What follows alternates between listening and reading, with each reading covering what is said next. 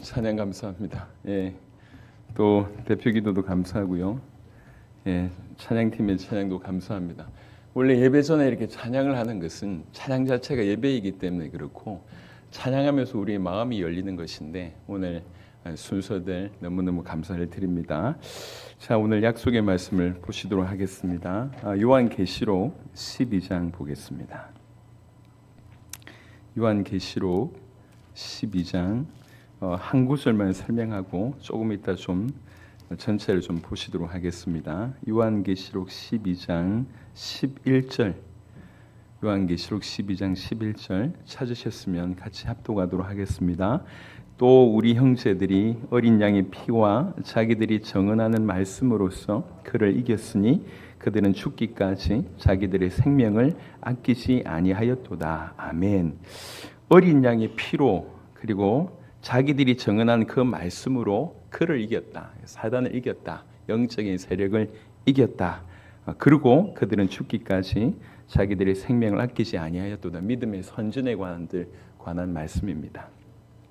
오늘 우리가 이제 CCM에도 있는 제목인데요. 승리하였네 어린 양의 보혈로라고 하는 제목으로 이런 말씀을 좀 드리도록 하겠습니다. 약 3,500년 전에 이스라엘이 애굽에 이집트에 노예가 되어 있는 그런 상황이었습니다. 그때 여러분들 누구나 알고 있겠지만 10가지 재앙이 이제 내려졌죠. 맨 마지막 10번째 재앙은 장자의 죽음 재앙입니다. 그러니까 모든 처음 난 것들에 대해서 이제 사람이든지 짐승이든지 죽이는 그런 재앙을 하나님께서 허락하셨습니다. 그때 이스라엘 백성들에게 그 재앙이 임하지 않도록 이제 하나님께서 알려주십니다. 그 방법이 뭐냐면 각 가정별로 이렇게 어린 양을 잡도록 합니다. 출애굽기 12장을 잠시 보겠습니다. 출애굽기 12장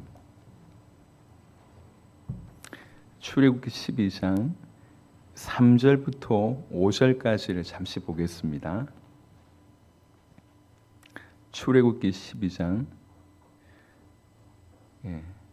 3절부터 5절에 너희는 이스라엘 온 회중에게 말하여 이르라. 이달 열흘에 너희 각자가 어린 양을 취할지니 각 가족대로 그 식구를 위하여 어린 양을 취하되 그 어린 양에 대하여 식구가 너무 적으면 그 집에 이웃과 함께 사람 수를 따라서 하나를 취하며 각 사람이 먹을 수 있는 분량에 따라서 너희 어린 양을 계산할 것이며 너희 어린 양은 흠없고 1년 된 수컷으로 하되 양이나 염소 중에서 취하고 라고 되어 있습니다. 그 어린 양을 취해서 어린 양을 잡고 그 어린 양의 피를 집에 문설주에 바르고 그리고 어린 양의 고기를 구워서 먹을 것에 대해서 얘기를 합니다. 그리고 나서 13절에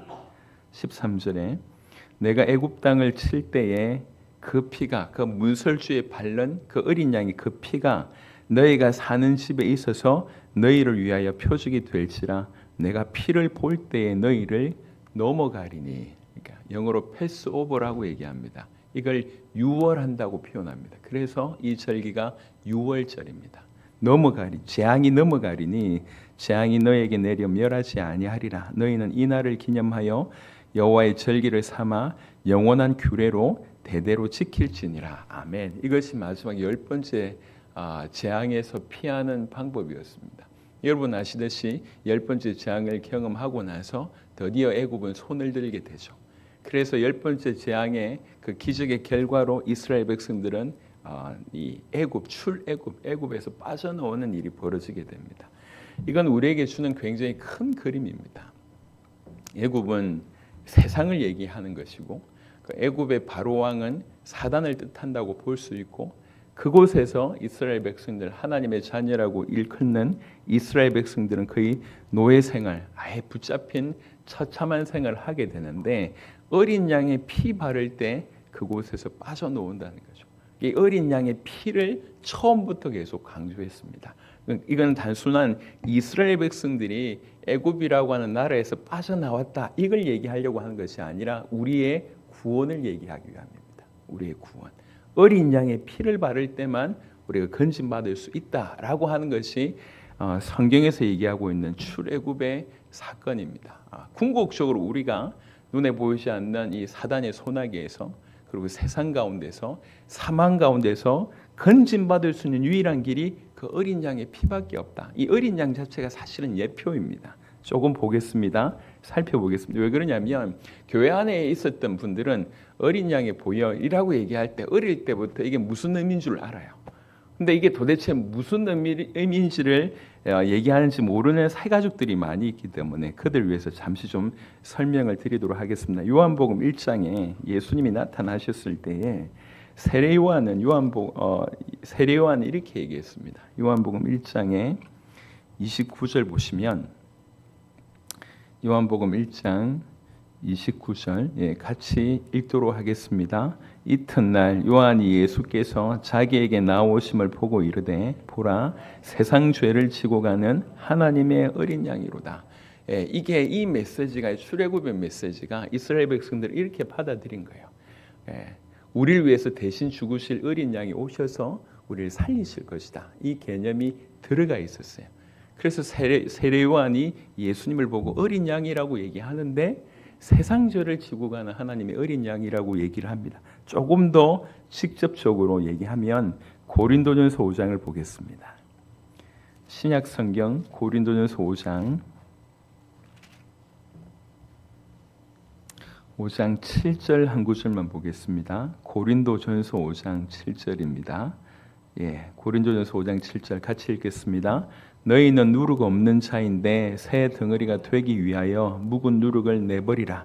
우리의 유월절 양 곧 그리스도께서 희생되셨느니라. 아멘. 그리스도를 설명하면서 예수님을 설명하면서 그는 유월절 양이다. 그가 어린 양이다. 이렇게 설명을 하는 겁니다. 그러니까 출애굽의 어떤 그 그림을 보여주면서 이건 예표라는 거죠. 세상 가운데서 세상의 왕 바로 가운데서 그 비참한 노예 상태 가운데서 우리를 건져낼 수 있는 유일한 길은 어린 양의 피밖에 없다. 그 어린 양이 우리로 승리케 하신다. 그 어린 양이 승리하시고 그 어린 양이 우리를 승리케 하신다. 그 어린 양이 누구냐? 그 어린 양이 메시아다고 계속 얘기를 하고 있습니다. 예수님께서 바로 그 메시아 어린 양이라고 한 얘기를 성경은 계속 얘기하고 있습니다. 이 어린 양이 오셔서 완벽하게 승리하셨습니다. 계시록에 어떤 분들이 이렇게 얘기를 하더라고요. 굳이 이렇게 일일이 성경을 찾을 필요가 있냐라고 얘기를 하시길래 그래서 더욱 저는 성경을 계속 찾겠다고 말씀을 드렸습니다. 여러분 성경이 답이거든요. 하나님 말씀이 계속 가까워져야 됩니다. 예배 시간 또한 마찬가지입니다. 예배 시간을 통해서 성경을 더 확인한 것이 유익하다 생각합니다. 이 어린 양이 유월절 어린 양을 통해서 이스라엘 백성들이 빠져나왔는데 그 어린 양의 실체 되신 예수님께서 이 땅에 오셔서 완벽하게 우리를 구원할 수 있는 길을 싹 여셨습니다. 그 어린 양에 대해서 계시록은 이렇게 얘기하고 있습니다. 계시록 5장부터 5장을 좀 다 볼 건데요. 이분이 어떤 분이냐? 계시록 5장에 자세하게 설명되어 있습니다. 내가 봄에 그러니까 이제 요한 계시록을 썼던 사도 요한이 환상 중에 내가 봄에 보좌에 앉으신 이의 오른손에 두루마리가 있으니 하나님의 오른손에 두루마리가 있으니 안팎으로 썼고 7 인으로 봉하였더라. 또 봄에 힘 있는 천사가 큰 음성으로 외치기를 누가 그 두루마리를 펴며 그 인을 떼기 합당하냐 하냐. 이 두루마기는 하나님의 계획이 담겨져 있는 하나님의 나라 또 하나님의 구원의 역사가 담겨져 있는 하나님의 파노라마라고 얘기할 수가 있습니다. 이거 담겨져 있는데 봉해져 있다는 거죠.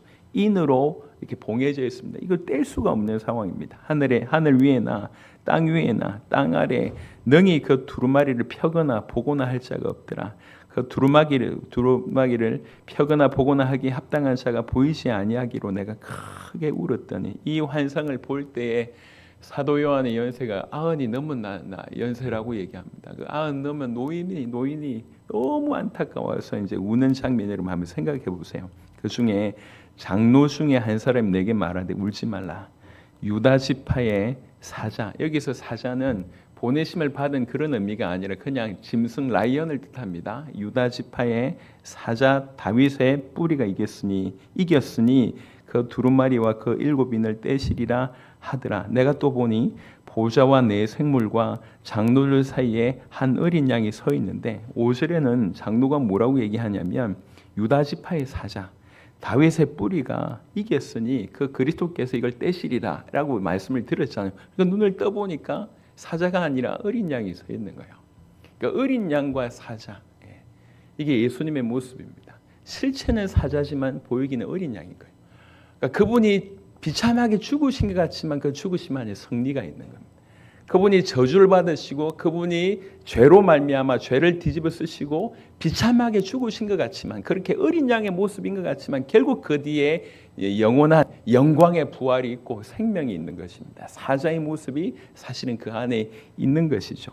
그래서 내가 또 보니 보좌에 내 생물과 장로들 사이에 한 어린 양이 서 있는데 일찍이 죽임을 당한 것 같더라. 그에게 7뿔과 7눈이 있으니 이 눈들은 온 땅에 보내심을 받은 하나님의 7 영이더라. 그 어린 양에게 이런 일이 있다는 거죠. 그 어린 양이 나와서 보좌에 앉으신 이의 오른손에서 두루마리를 취하시니라. 그 두루마리를 취하심에 내 생물과 24 장로들이 그 어린 양 앞에 엎드려 각각 검은고와 향이 가득한 금 대접을 가졌으니 이 향은 성도의 기도들이라. 일일이 여러분 잘 이해를 못하셔도 괜찮습니다. 지금의 이 주안점이 뭐냐면 어린 양이 어떤 분이냐, 도대체 이 어린 양이 하늘에서 어떤 대접을 받고 있느냐, 그것을 좀 이해하시면 좋겠습니다. 그들이 새 노래를 불러 이르되 두루마리를 가지시고 그 인봉을 떼기 합당하시도다. 일찍이 죽임을 당하사 각 족속과 방언과 백성과 나라 가운데서 사람들을 피로 사서 하나님께 드리시고. 누가요? 이 어린 양이. 이 어린 양이 누군데요? 그리스도이신 예수님을 얘기하고 있습니다. 그들로 우리 하나님 앞에서 나라와 제사장들로 삼으셨으니 그들이 땅에서 왕노릇 하리로다 하더라. 이게 지금 뭐 하는 장면입니까? 찬양하는 장면이에요. 이 주님이 하신 이 일들에 너무 가슴이 벅차서 찬양하고 있습니다. 장로들이 이렇게 찬양을 하고 있어요. 내가 또 보고 들음에 보좌와 생문들과 장로들을 둘러선 많은 천사의 음성이 있으니 그 수가 만만이요 천천이라. 장로들이 먼저 찬양하고 나서 그 다음에 둘러선 엄청난 천사들이 찬송합니다. 큰 음성으로 이르되 죽임을 당하신 어린 양은 능력과 부와 지혜와 힘과 존귀와 영광과 찬송을 받으시게 합당하도다 하더라. 그 어린 양이 하신 일이 이렇게 찬송받을 일이라는 거죠. 어린 양이 이 땅에 오셔서 그의 사심과 그의 죽으심과 그의 부활이 우리가 느끼기에는 별반 대단치 않을지 모르겠지만 이거는 영원한 하나님의 나라에서 수를 셀 수 없는 천천만만의 천사가 찬양할 만한 그런 일이라는 거죠.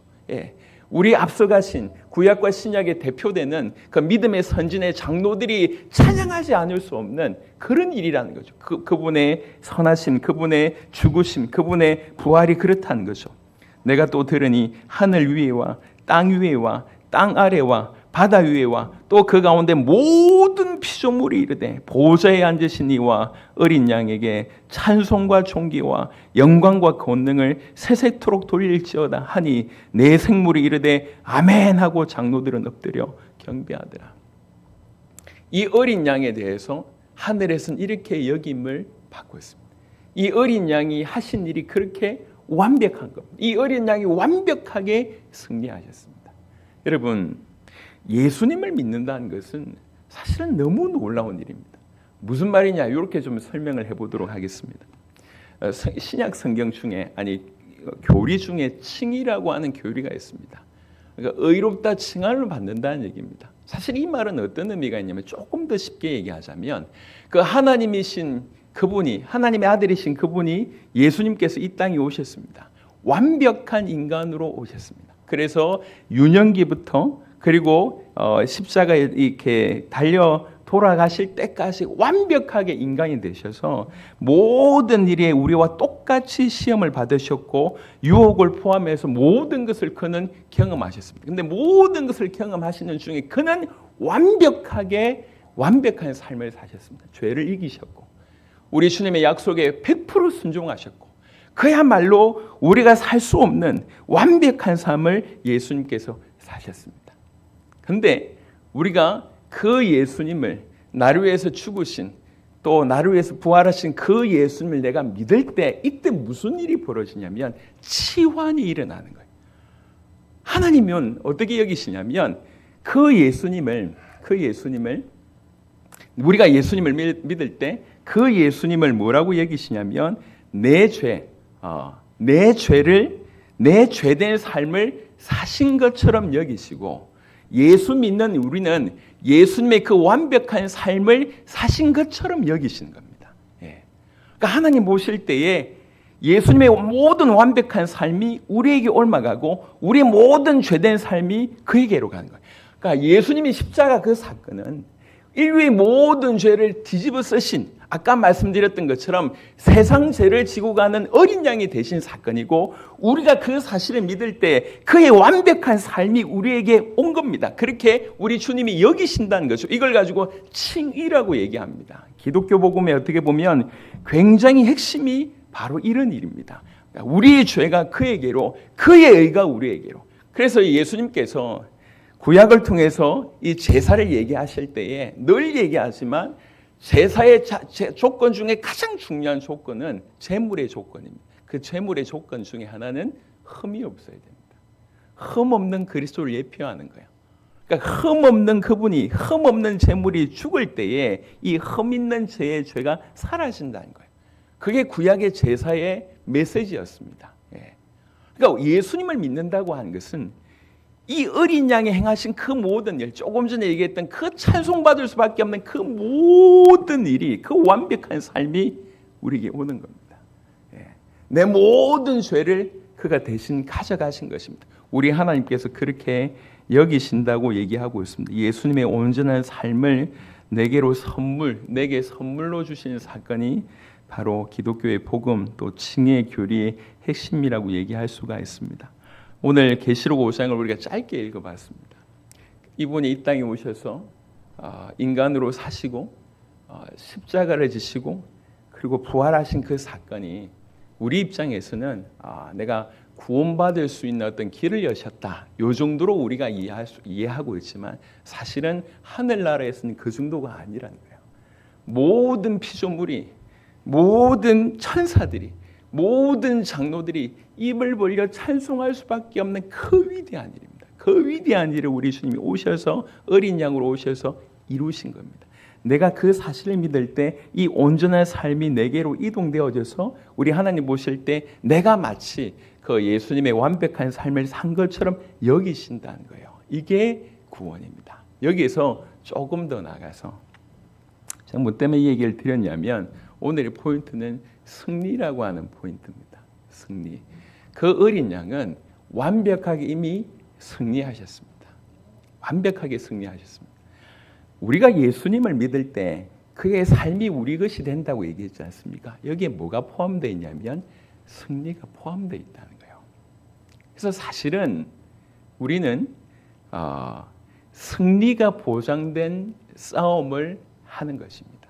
19세기 유명한 찰스 스펄전이라고 하는 사람이 이렇게 표현했습니다. 우리는 승리가 보장된 싸움을 싸우는 것이다.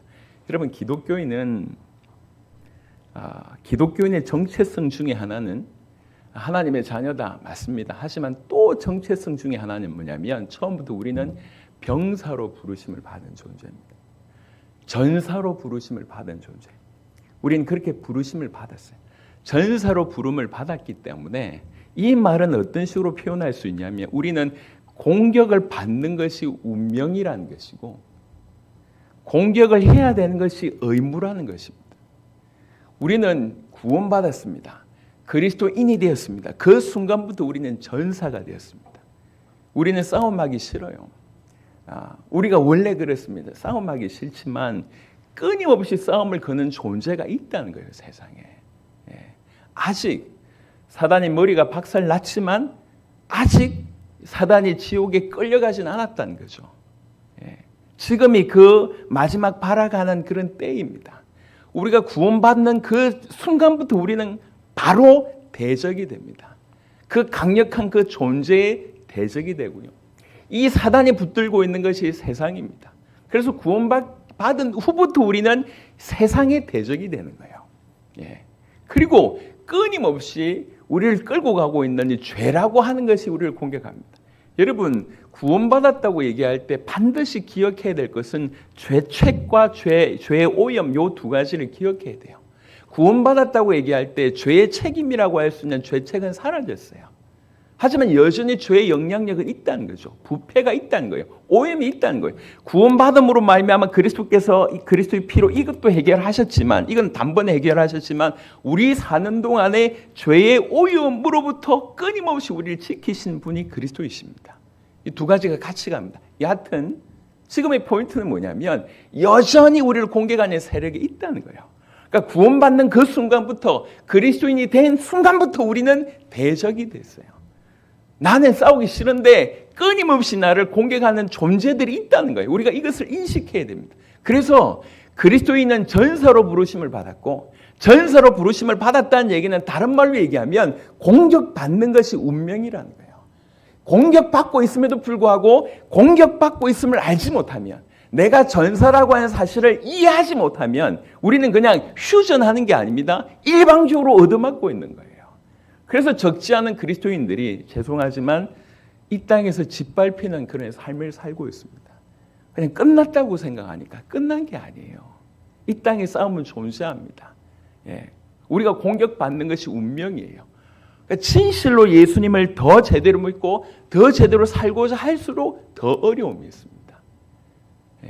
사단은 지치지 않고 우리를 공격할 것이고, 사망의 세력이 공격할 것이고, 죄악의 세력이 우리를 계속 붙들 것입니다. 세상에 계속 우리를 공격할 것입니다. 사단이 유혹을 통해서, 또 고난을 통해서, 의심을 통해서, 핍박을 통해서, 교만을 통해서, 할 수 있는 모든 것들을 통해서 계속 공격할 것입니다.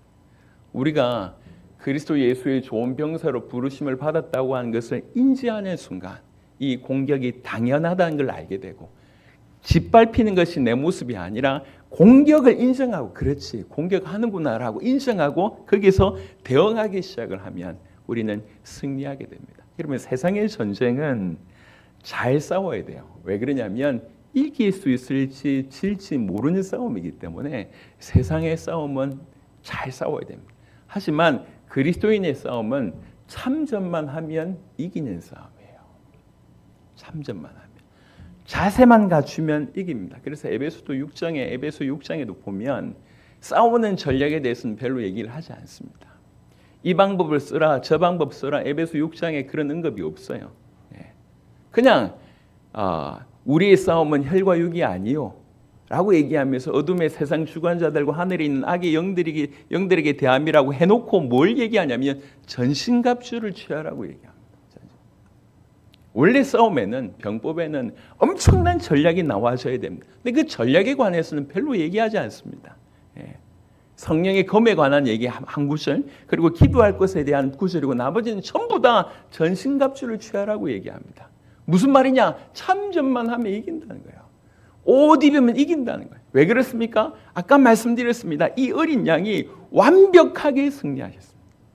그가 완벽하게 이기셨습니다. 우리가 예수님을 구주로 믿는 순간, 하나님의 아들 그리스도이신 그 예수를 내가 받아들이는 순간 우리는 그와 연합되는 일이 벌어졌습니다.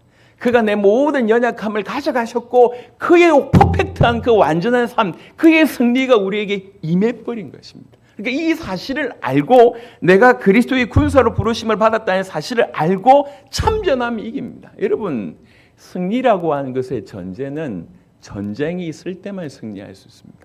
싸우지 않는데 승리라고 하는 것은 있을 수가 없습니다. 분명히 전쟁 중인데도 불구하고 내가 그걸 인지하지 못하고 그냥 가만히 있으면 우리는 당할 수밖에 없어요. 그런 생각을 많이 합니다. 여러분은 어떠실지 모르겠지만 저는 이 땅에 그리스도인들이 이렇게 많은데, 예수 믿는 사람들, 교회 다니는 사람들 이렇게 많은데 교회는 한결같이, 정말 극소수를 빼고는 한결같이 힘들어합니다. 적지 않은 성도들이 한결같이 방황합니다. 구원을 받지 못한 것인가? 아니면 구원받았음에도 불구하고 이렇게 무기력한 것인가? 그런 생각을 참 많이 하게 돼요. 그러니까 교회 안에 적지 않은 사람들이 구원 못 받았다고 저는 이렇게 개인적으로 생각합니다. 적지 않은 사람들이 교회 안에 있지만 구원받지 못했을 것이다. 그래서 계속 복음을 전해야 된다고 생각하고, 또 구원받았음에도 불구하고 자기의 정체성을 정확하게 인지하지 못하면 저기는 계속 싸움을 걸어오는데 나는 끝났다고 생각하고 있는 거예요. 계속 두들겨 맞고 있으면서도 이게 그냥 이런 모습이라고 생각하고 있는 겁니다. 아닙니다. 우리는 디모데후서 2장에 보겠습니다. 이미 아시는 구절이라고 생각하고 말로만 얘기했는데 한번 보겠습니다.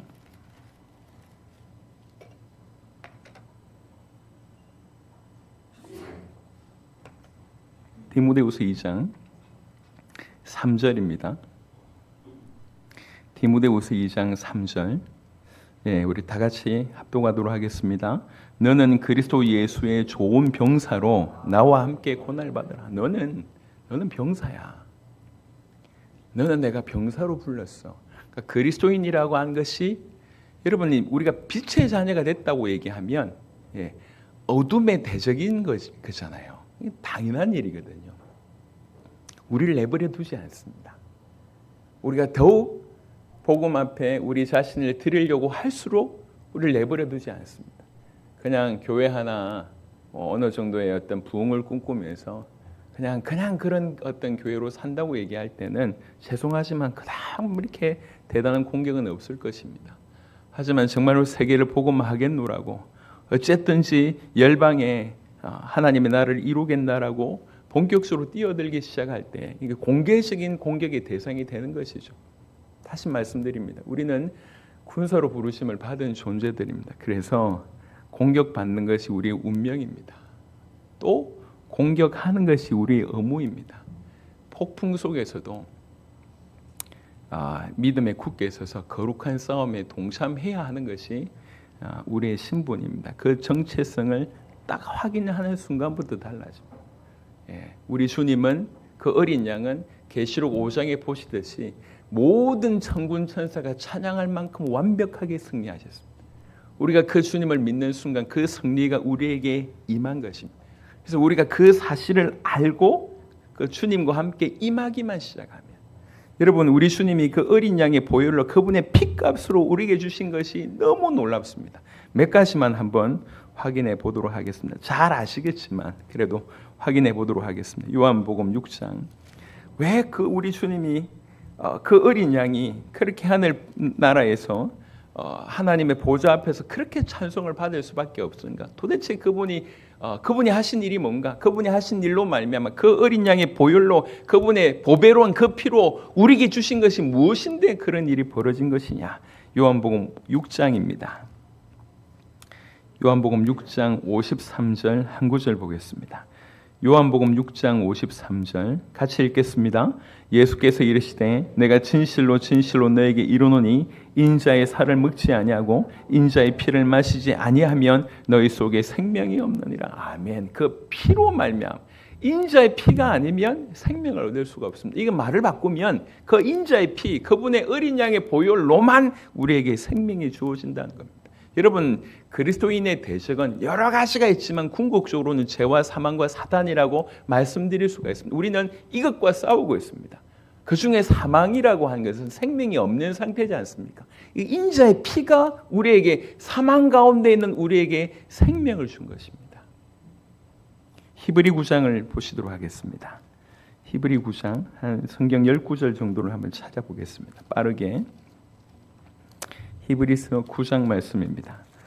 19절 한 구절만 보시도록 하겠습니다. 히브리 9장 19절.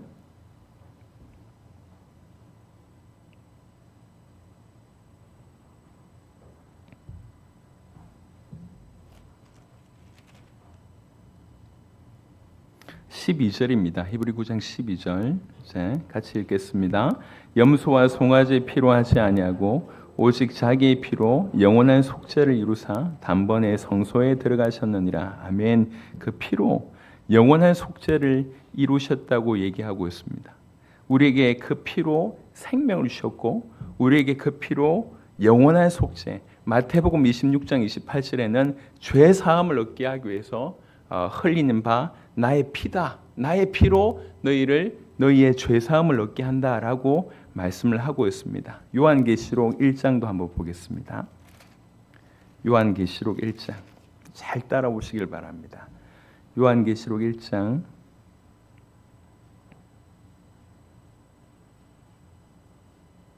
5절 보겠습니다.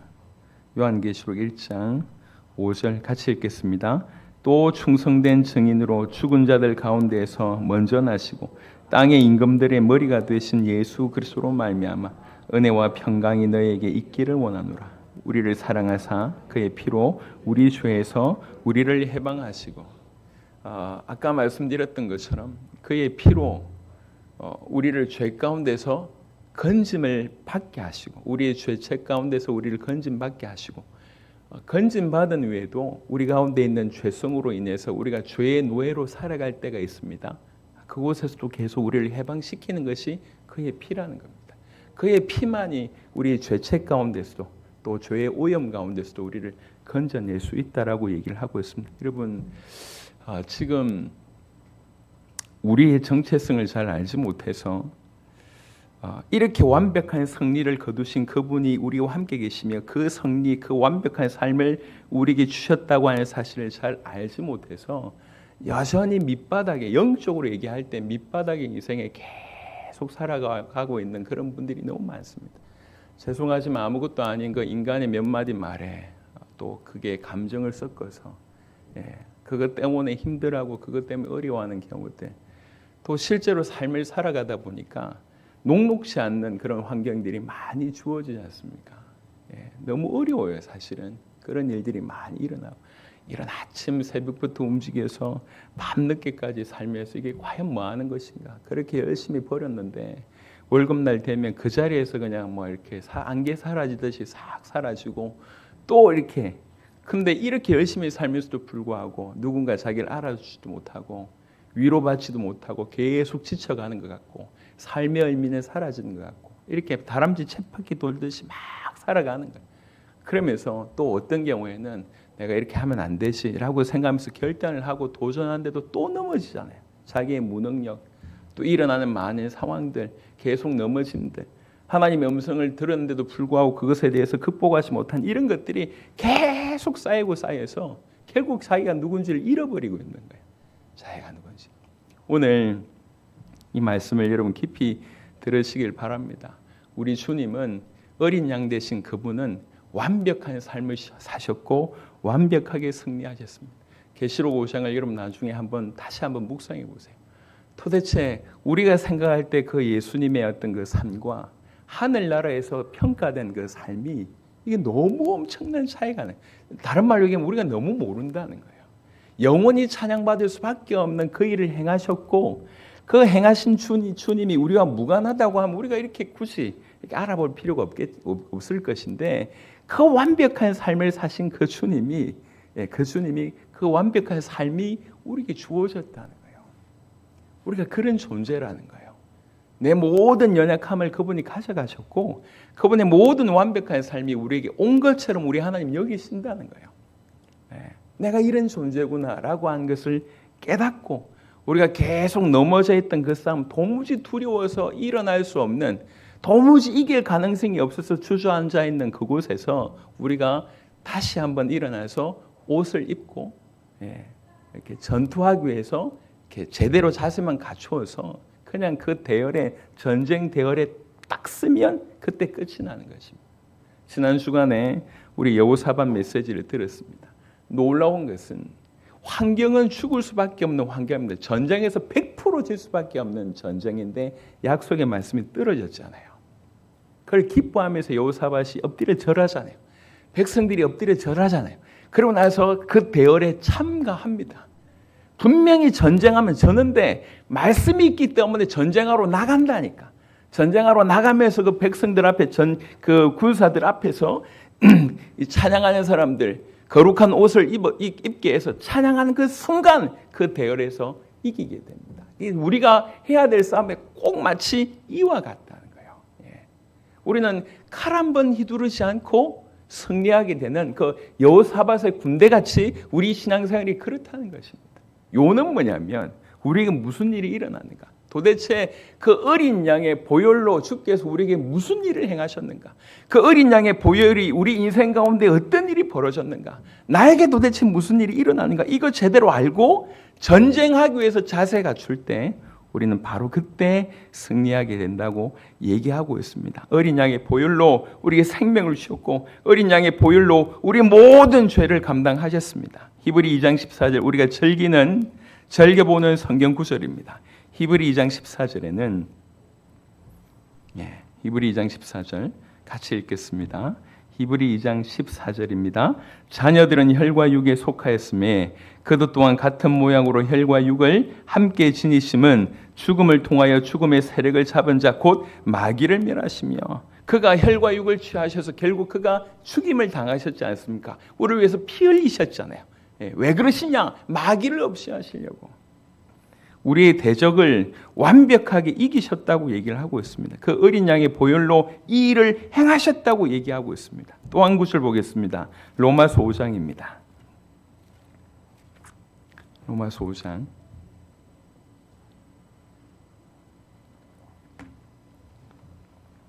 로마서 5장 9절 한 구절만 보겠습니다. 로마서 5장 9절 찾으셨으면 같이 읽겠습니다. 그러면 이제 우리가 그의 피로 말미암아 의롭다 하심을 받았으니 더욱 그로 말미암아 진노하심에서 구원을 받을 것이니 아까 제가 칭의를 설명을 드렸습니다. 의롭다 하심을 우리는 의로운 존재가 아니에요. 착한 짓을 해서 의롭게 된 것이 아니라는 거예요. 우리가 한 것은 하나밖에 없습니다. 주님의 은혜로 그 그리스도이신 예수님을 믿은 것밖에 없어요. 그런데 그 믿었던 우리의 모습을 보고 성경은 뭐라고 얘기하냐면 의롭다 하심을 받게 됐다고 얘기합니다.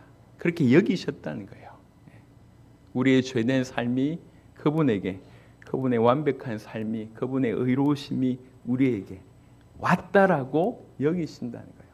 여러분 우리가 뭔가를 조금이라도 하면 얼굴이라도 들 수 있겠는데 얼굴 들 수가 없어요. 주님이 이 모든 것을 행하셨습니다. 또 한 구절 보겠습니다. 히브리 13장입니다. 히브리 13장 제가 지금 성경을 찾는 것은 그 어린 양의 보혈이 우리에게 무슨 영향을 끼쳤냐 지금 그거 보고 있습니다. 히브리 13장 12절 한 구절만 또 크게 한번 읽어보도록 하겠습니다. 히브리 13장 12절 같이 읽겠습니다. 그러므로 예수도 자기 피로써 백성을 거룩하게 하려고 성문 밖에서 고난을 받으셨느니라. 아멘. 우리를 거룩하게 하기 위해서 그분이 성문 밖에서 그 고난의 자리, 그 저주로 예표되는 그 성문 밖에서 고난을 당하셨습니다. 피 흘리심으로 말미암아 우리를 거룩하게 하셨습니다. 여러분 우리는 우리 생각에 속을 때가 많습니다. 우리 감정에 속을 때가 많습니다. 성경은 우리 감정과 전혀 상관없이 팩트를 얘기하고 있습니다. 그분의 피로 우리가 거룩해졌다. 그분의 피로 우리가 의롭다 여겨졌다. 성경 계속 이렇게 얘기합니다. 그분의 피로 말미암아 우리가 생명을 얻었고 그분의 피로 말미암아 우리가 죄에서 해방받았고 그분의 피로 말미암아 마귀를 멸하셨다고 얘기를 하고 있습니다. 어린 양의 피로 우리에게 행하신 일이 이와 같습니다. 그래서 이 사실을 우리가 진실로 알고 내가 그렇게 되어졌다고 하는 사실을 깨닫고 싸움의 자세를 취하게 된다고 하면 완전히 달라질 것입니다. 요한복음 16장에 예수님께서 남기신 유명한 말씀이 있습니다. 요한복음 16장 33절 같이 보겠습니다. 요한복음 16장 33절 자 같이 읽겠습니다. 이것을 너희에게 이르는 것은 너희로 내 안에서 평안을 누리게 하려 함이라. 세상에서는 너희가 환난을 당하나 담대하라. 내가 세상을 이겼노라. 아멘. 세상에서 너희가 환난을 당하시건 내가 다 알고 있어. 내가 얼마나 어려운지 내가 알고 있어.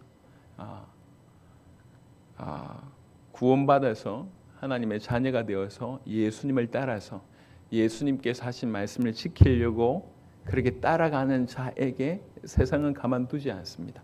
다시 말씀드립니다. 공격받는 것은 우리의 운명입니다. 사단이 우리를 대적으로 인식했고 우리 안에 있는 죄가 또 사단의 영향을 받고 있는 그 세상이 우리를 인식하고 대적으로 인식하고 공격을 합니다. 그래서 공격을 받는 것이 당연한 거예요. 우리가 공격을 받는 것은 운명입니다. 그 다음에 그 공격을 또 하는 것, 다른 말로 전쟁하는 것이 우리의 의무입니다. 병사가 전쟁하지 않으면 무슨 일을 하겠냐 말이에요. 병사는 전쟁하는 사람입니다. 우리는 싸워야 될 사람입니다. 이 땅에 살면서 세상과 싸우고 사단과 싸우고 육신과 싸우고 죄와 싸워야 될 그런 존재가 우리입니다. 싸우기만 하면 승리하게 돼 있다고 성경은 얘기하고 있습니다. 자, 이 배경 가지고 다시 계시록 오늘 본문을 보고 마무리를 하도록 하겠습니다. 요한계시록은 마지막 때에 일어날 일들에 관한 얘기입니다. 마지막 때 궁극적으로는 심판에 관한 얘기고 그 안에서 받을 구원에 관한 얘기를 쭉 하고 있습니다. 그래서 계시록에 대한 여러 가지 해석이 있지만 이렇게 되어 있습니다. 보통 1장부터 3장까지는 왜 그리스도께서 승리할 수밖에 없는가 그 얘기를 하고 있습니다. 그리고 4장부터 6장까지는 왜 하나님이 승리할 수밖에 없는가 그 얘기를 하고 있습니다. 그리고 7장부터 19장까지는 그리스도인, 그러니까 예수님을 믿는 그리스도인, 이 하나님을 믿는 참으로 그렇게 하나님과 연합된 그 그리스도인이 어떻게 승리할 수밖에 없는지에 대한 얘기를 하고 있고요. 그 다음에 20장부터 22장에 그렇게 구원받은 성도들, 그 믿음을 지킨 성도들에게 어떤 축복이 있는지에 대한 얘기를 쭉 합니다. 그 와중에 심판 메시지가 계속 되는데 7가지가 3번 반복이 됩니다.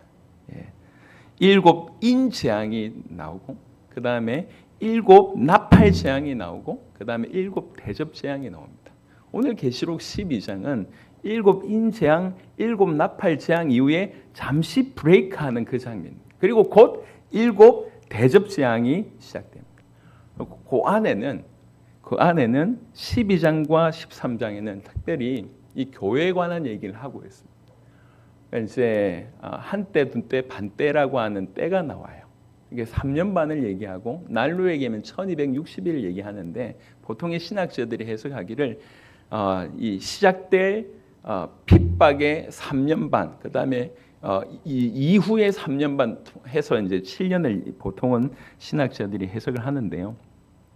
이 12장은 오늘 읽었던 본문은 그 교회가 사단으로부터 핍박을 받지만 처음에는 조금 3년 반 정도는 좀 보호받는 그런 의미가 이제 전반기 3년 반을 얘기하는 것이 12장이고요. 13장은 이제 극심한 핍박을 받는 그런 교회의 모습이 13장에 언급되어 있고 14장은 그럼에도 불구하고 교회가 승리할 것을 그리고 악인이 받을 심판의 모습에 관해서 언급을 쭉 하고 있습니다. 요런 중에 12장이 위치해 있다고요.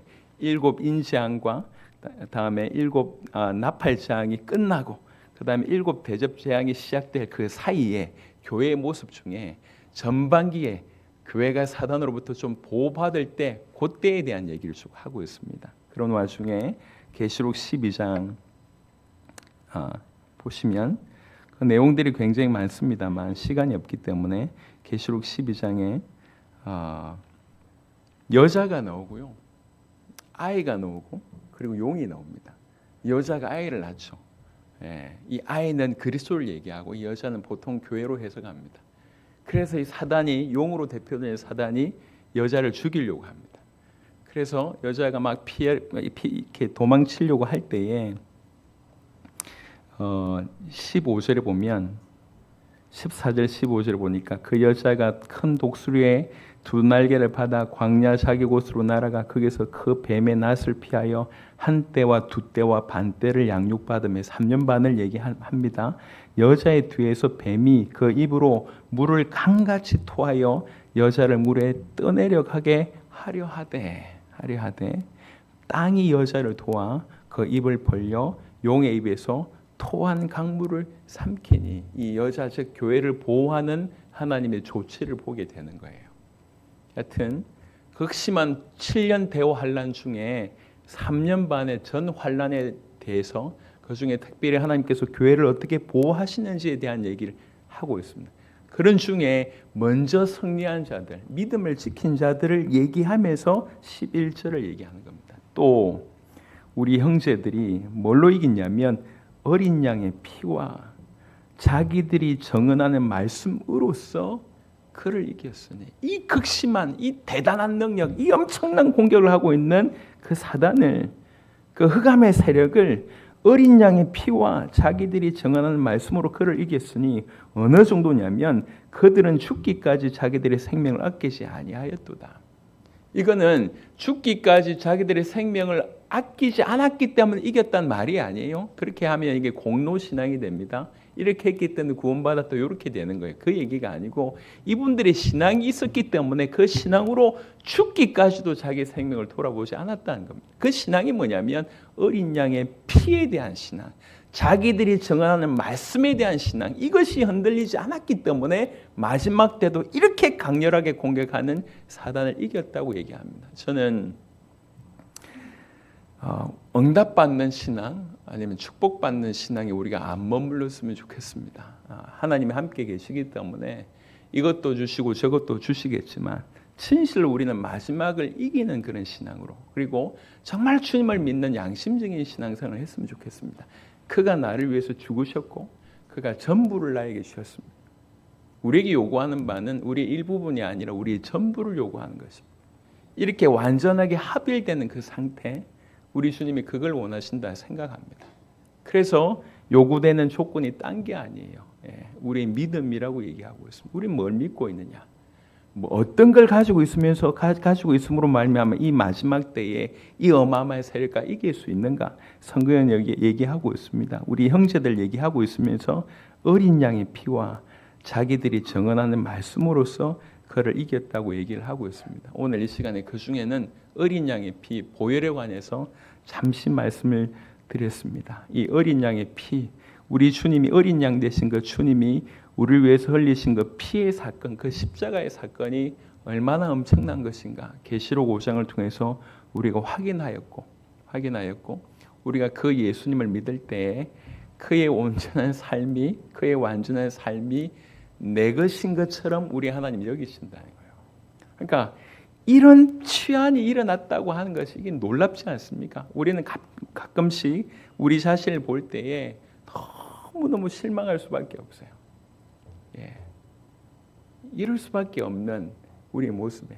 그래서 우리가 너무 우리 스스로를 실망하다 보니 바깥에서 많은 공격을 해오는데도 불구하고 여전히 두들겨 맞고 있는 거예요. 계시록을 쓸 때의 상황이 그러했습니다. 도미티안이라고 하는 황제가 등장했는데 이 황제는요, 어느 정도 그 박해하는 로마의 모든 황제들 중에도 이름난 사람이에요. 이 사람은 자기가 신으로 추앙받기를 원했어요. 자기가 신이 되기를 원했어요. 그래서 치세하는 동안에 계속 그쪽으로 몰고 갔어요. 근데 끊임없이 예수 믿는 그들은 자기를 신으로 인정을 안 하는 거죠. 그러니까 더욱더 박해를 했던 때가 그때입니다. 사도 요한이 그러한 때에 하나님의 계시를 받고 이것을 써서 교회에게 주는 겁니다. 그 방황하고 그 힘들어하고 어떻게 보면 모든 사람들에게 비난을 받고 수치스러운 인생을 살아가고 있는 기독교인들에게 위로를 주면서 답을 주면서 힘을 주는 내용이 이 계시록입니다. 이 계시록을 통해서 우리에게 주신 말씀이 뭐냐면 믿음의 선진들이 이걸로 이겼지 않냐? 우리도 이걸 붙들고 이겨야 되지 않겠냐? 어린 양의 피와 자기들이 정언하는 말씀으로 그들은 승리했다. 사실 그 믿음이, 그 은혜가 우리에게도 임한 것이 아니냐? 우리가 예수님을 그리스도로 믿을 때 그런 일이 이미 우리에게도 일어난 거 아니냐? 그분이 완벽하게 승리하셨다. 그 사실을 깨닫고 그 승리에 동참만 하면, 그 사실을 깨닫기만 하고 우리가 그 우리의 전쟁터에 자세만 취하기만 하면 우리는 반드시 이길 수밖에 없다고 얘기를 합니다. 그래서 오늘 우리 모든 성도들에게 이제 부탁을 드립니다. 우리는 전사입니다. 싸웁시다. 무기력하게 넘어져 있지 말고 어떤 이유로든지 간에 그냥 주저앉아 있다면 그건 우리의 부르심의 모습이 아닙니다. 사도 바울은 자기 인생을 다 살고 이렇게 고백했습니다. 디모데후서 한 구절만 보고 말씀을 마무리하도록 하겠습니다. 디모데후서 4장입니다. 디모데후서 4장 7절. 디모데후서 4장 7절. 자, 자, 다 같이 합독하도록 하겠습니다. 나는 선한 싸움을 싸우고 나의 달려갈 길을 마치고 믿음을 지켰으니. 아멘. 우리 각자의 싸움은 그 누구도 대신해 줄 수가 없습니다. 다시 말씀드립니다. 우리는 싸우려고 주께서 부르신 자입니다. 우리는 그리스도의 병사입니다. 그리스도의 군사입니다. 우리가 우리를 위해서도 싸워야 되지만 엄밀하게 그리스도를 위해서 싸워야 될 자가 우리입니다. 그래서 우리는 공격을 받는 것이 운명입니다. 사단은 우리를 대적이라고 인식하고 끊임없이 공격합니다. 우리 안에 있는 죄가 계속 우리를 넘어뜨리려고 우리를 무능력한 자라고 계속 우리 안에서, 우리 육체 안에서 끊임없이 우리를 공격합니다. 세상이 얼마나 힘든지 여러분 이미 경험해 보셨지 않습니까? 적지 않은 그리스도인들이 지금 무기력하게 넘어져 있습니다. 자기가 누군지 모르고, 자기가 어떤 존재인지 모르고 넘어져 있습니다. 그리고 더 중요한 것은 자기가 믿는 그분이 누구인지 모르고, 그분이 무슨 일을 하셨는지 모르고, 그분을 믿을 때 자기에게 무슨 일이 일어나는지를 모르고 있는 겁니다. 그래서 계속 알게 해야 되는 거예요. 어린 양이 누구이신지, 그 어린 양이 하신 일이 무엇인지, 그 어린 양을 믿을 때 우리에게 무슨 일이 벌어졌는지, 우리의 모든 연약함을 그가 가져가셨고 그의 완벽한 삶, 그의 의로움이 우리에게 왔다고 하는 이 사실, 그렇게 우리 하나님이 여기신다고 하는 이 사실. 그래서 우리는 싸움을 하되 보장된 싸움, 그냥 전신갑주만 취하면 보장된, 승리가 보장된 싸움만 하면 우리는 승리한다는 거예요. 그래서 일어날 것을 얘기하고 있습니다. 사도 바울은 자기 인생을 다 살고 나서 맨 마지막에 얘기합니다. 내가 선한 싸움을 싸웠다. 싸웁시다. 우리는 본성이 싸우지 않으려고 합니다. 또 특별히 너무 많이 우리가 당해왔기 때문에 너무 큰 이렇게 우리를 핍박하는 사람들이 이것 때문에 트라우마가 생기잖아요. 우리 안 싸우려고 해요. 하지만 안 싸운 증거가 돌아보세요. 우리가 영적 싸움을 하지 않았던, 선한 싸움을 하지 못했던 결과를 한번 돌아보시라. 우리는 어떠하며, 내 주변의 가족은 어떠하며, 나에게 붙여주신 주변의 지인들은 어떠하고, 우리가 섬기는 교회는 어떠하고, 싸워야 될 때 싸우지 못해서 일어난 빚어진 결과를 우리가 보시자는 거죠. 더 이상 머물지 말고 이제 우리 싸워야 됩니다. 우리 안에 있는 죄와 피 흘리기까지 싸우고, 눈에 보이지 않는 흑암의 세력과 우리는 싸워야 되고, 사망의 세력과 흑암의 세력과 이 어둠의 세력과 싸워야 됩니다. 이 세상의 모든 여러 가지 문화와 싸워야 됩니다. 더욱 거룩해져야 됩니다. 우리는 복음 안에서 믿음의 선한 싸움을 한 명 한 명이 해야 됩니다. 우리 모두가 해야 되겠지만, 우리가 교회적으로 해야 되겠지만 한 명 한 명 해야 됩니다. 부탁드립니다. 싸웁시다. 싸우지 않았던 모든 사람들에게 다시 말씀드립니다. 싸워야 됩니다. 싸워야 하는 것이 우리의 의무입니다. 우리를 위해서, 그리스도를 위하여, 우리 가족을 위하여, 우리의 자녀를 위하여, 우리에게 맡겨진 영혼들을 위해서, 우리에게 주신 사명을 위해서 우리는 싸워야 됩니다. 당하지만 말자. 짓밟혀 있지만 말자. 그냥 쓰러져 있지만 말자. 핑계 대지 말자. 싸우자. 믿음의 선한 싸움을 하는 저와 여러분 되었으면 좋겠습니다. 그래서 어린 양의 승리가 마침내, 그 어린 양의 승리가 우리 삶에 실제로 이미 승리하셨던 그 싸움에 임하면서 실제로 그 승리가 우리 삶에 하나씩 하나씩 역사로 드러날 수 있기를 바랍니다. 우리가 치열했던 때를 기억하지 않습니까? 한때 치열하게 기도해봤고, 한때 정말로 아무것도 없는 것 같은데도 치열하게 믿음으로 도전해봤고, 우리가 다 해본 그런 경험이 있지 않습니까? 그 경험 한때는 그랬다라고 하는 생각이 아니라 오히려 그 싸움이 더욱 치열해지고 더 민감해지는 그런 은혜가 우리 모든 성도들에게 있게 되기를 그리스도 예수 이름으로 축원합니다. 아멘. 우리 이 시간 같이 한번 기도하면 좋겠습니다. 우리 성도들과 함께 기도하기를 원합니다. 완벽하게 어린 양이 이기셨습니다.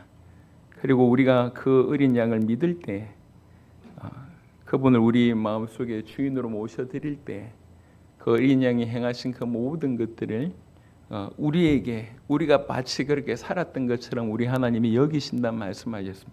놀라운 은혜가, 설명할 수 없는 은혜가 우리에게 주어졌습니다. 우리가 받은 그 은혜를 깨닫고, 우리가 그리스도의 좋은 병사라고 하는 사실을 깨닫고 이제 대적하게 하옵소서, 싸우게 하소서, 마지막까지 믿음의 선한 싸움을 사도 바울이 했다고 얘기한 것처럼 우리도 그러하게 하옵소서. 한치라도 고삐를 넣주지 말고 죄와 싸우고 사단과 싸우고 흑암과 싸우고 나 자신과 싸우고 육신과 싸우고 사망과 싸워서 승리하는, 이미 승리하셨던 것들이 우리 삶에 구현될 수 있도록 하나님 역사하여 주옵소서. 오늘 하나님이 저와 여러분들에게 말씀하셨습니다. 그걸 붙들고 싸움을 시작하겠노라고 결단하는 그런 기도로 우리 주님 앞에 나아갔으면 좋겠습니다. 기도합시다. 하나님 감사합니다. 오늘 이 시간 우리 성도들과 함께 기도하기를 원합니다. 주님이 우리 모든 성도들에게 영적인 깨어남이 있을 수 있도록 하나님 역사하여 주시옵소서. 주님이여, 사람과 환경과 사건의 핑계를 대지 않고 우리가 공격을 받는 것이 운명이라고 하는 것을 정확하게 알 수 있도록 하나님 역사하여 주시옵소서. 이러한 공격, 저러한 공격, 수많은 어려움들, 우리가 넘어질 수밖에 없는 수많은 사건이 일어났던 것이 당연한 것이라고 하는 사실을 주의할 수 있도록 하나님 역사하여 주시옵소서. 더불어 우리가 싸워야 한다는 사실, 우리가 싸워야 하는 것이 우리 의무라고 하는 사실, 우리가 싸운다고 하면, 우리가 싸움의 자세를 취한다고 하면 우리는 승리할 수밖에 없다는 사실 주의할 수 있도록 하나님 역사하여 주시옵소서. 찰스 스펠전의 말씀처럼 우리는 보장된, 승리가 보장된 싸움을 하는 것입니다. 아버지 하나님과 싸움의 그 대열에 서기만 하면 이기는 것입니다. 주여 머물리지 않고, 주여 짓밟혀 있지 않고, 주여 넘어져 있지 않고, 주여 싸우게 하여 주옵소서. 죄와 싸우게 하소서. 주여 감히 싸울 세력과 모든 사망의 세력과 모든 육신의 세력과 모든 세상의 문화와 주여 싸우게 하소서. 믿음의 선한 싸움을 우리 모두가 하게 하소서. 성도들 한 명 한 명이 할 수 있게 하여 주시옵소서. 그래서 아버지 하나님이여, 우리 가정과 아버지 우리 교회에 모든 흑암의 권세가 무너지게 도와주시며 모든 죄악의 세력과 모든 어둠과 불신앙의 세력과 모든 저주의 세력들이 주여 무너지도록 하나님 역사해 주시기를 기도합니다. 주님이여, 주님이여, 아버지 한 명 한 명 믿음의 선한 싸움을 할 때 주님의 완벽한 승리가 아버지 우리 삶에 구현되는 놀라운 은혜가 있을 수 있도록 하나님 역사해 주시옵소서. 오늘 이 시간 기도한 모든 심령들에게 주님 축복하여 주시옵소서. 주님, 먼저는 감사를 드립니다. 시간이 지날수록, 신앙생활을 해갈수록 예수님을 우리가 믿는다고 하는 것이, 하나님의 아들 그리스도이신 그 예수님을 우리의 주인으로 모신다고 하는 것이 이토록 놀랍고 놀라운 일인지를 깨닫게 됩니다. 하나님의 나라에서 어린 양을 그렇게 높이고 어린 양이 하신 그 일에 대해서 그렇게 찬양할 수밖에 없는 그 엄청나고도 놀라운 그 일이 이 땅에서 실현되었고, 믿는 자에게 그렇게 완벽한 삶을 사신 것처럼, 산 것처럼 여기신다 말씀하셨습니다. 그 완벽한 삶이 우리에게 선물로 주어진 바 되었습니다. 주님, 우리는 그리스도 예수의 좋은 군사로 부르심을 받은 자입니다. 우리가 인식하지 못하고 있을 때 사단은 우리를 대적으로, 또 세상은 우리를 대적으로, 사망은 우리를 대적으로, 우리 모든 나라고 하는 옛자가 나를 대적으로 인식하고 끊임없는 포화를 이렇게 쏘아대고 있었습니다. 주님, 넘어져 있고 실망하고 낙심하고 우리 자신에게 지쳐있는 우리의 모습이 하루 이틀이 아니라 오래되었지만, 주님, 오늘 이 시간 다시 주님의 말씀을 듣습니다. 주님의 말씀을 받습니다. 이렇게 무능하고 부족할지라도 우리 주님이 우리에게 행하신 일들을 믿습니다. 하여 우리 주님의 말씀처럼 이제 우리가 군사라고 하는 사실을 깨닫고 싸우고자 합니다. 주님, 우리에게 눈을 열어서 깨닫게 하여 주시고 완벽한 그 승리에 보장된 그 싸움을 한다고 하는 사실을 깨닫고 싸움에 이제 덤벼드는 우리 모든 성도들이 될 수 있도록 하나님 역사하여 주시옵소서. 감히 믿음의 선한 싸움을 내가 싸우고 있노라 고백하게 하시고, 주님 오시는 날까지 믿음의 선한 싸움을 싸웠다라고 고백하는 우리 성도들이 되게 하여 주시옵소서. 바라기는 모든 성도들이 한 명도 예외 없이 오늘부터 믿음의 선한 싸움을 싸우게 해주십시오. 싸우게 해주십시오. 싸우게 해주십시오. 싸워서 마침내 주님의 완벽한 삶이 우리 모든 삶에 실현되고 구현되고 나타나도록 하나님 역사하여 주시옵소서. 감사를 드렸고 살아계신 우리 주 예수 그리스도 이름으로 기도드렸습니다. 아멘, 아멘. 감사합니다.